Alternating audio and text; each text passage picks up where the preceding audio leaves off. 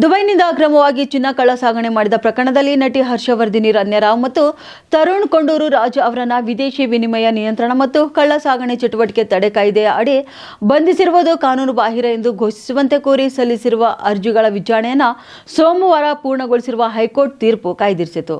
Ranya ಮಲತಾಯಿ H S Rohini ಮತ್ತು ತರುಣ್ ತಾಯಿ ರಮರಾಜು ಸಲ್ಲಿಸಿರುವ ಹೆಬಿಯಸ್ ಕಾರ್ಪಸ್ ಅರ್ಜಿಯ ವಿಚಾರಣೆಯನ್ನ ನ್ಯಾಯಾಧೀಶ ಅನು ಶಿವರಾಮನ್ ಮತ್ತು ನ್ಯಾಯಾಧೀಶ ವಿಜಯ್ ಕುಮಾರ್ ಎ ಪಾಟೀಲ್ ಅವರಿದ್ದ ವಿಭಾಗೀಯ ಪೀಠ ನಡೆಸಿದೆ.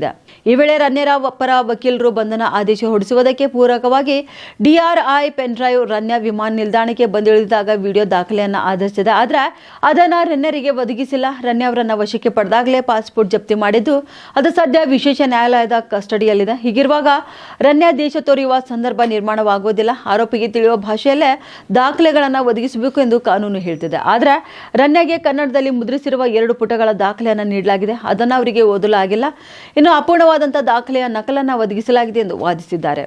ತರುಣ್ ರಾಜು ಪರ ವಕೀಲರು ಕೂಡ ಕಾಫಿ ಪೋಸ ಅಡಿ ಬಂಧನವೇ ಅಕ್ರಮವೆಂದು ಘೋಷಿಸುವಂತೆ ಕೇಂದ್ರ ಸರ್ಕಾರದ ಹಣಕಾಸು, ಕಂದಾಯ ಇಲಾಖೆ, ಆರ್ಥಿಕ ಗುಪ್ತಚರ ದಳದ ಜಂಟಿ ಕಾರ್ಯದರ್ಶಿಗೆ 2 ಬಾರಿ ಮನವಿ ಸಲ್ಲಿಸಲಾಗಿದೆ. ಆದರೆ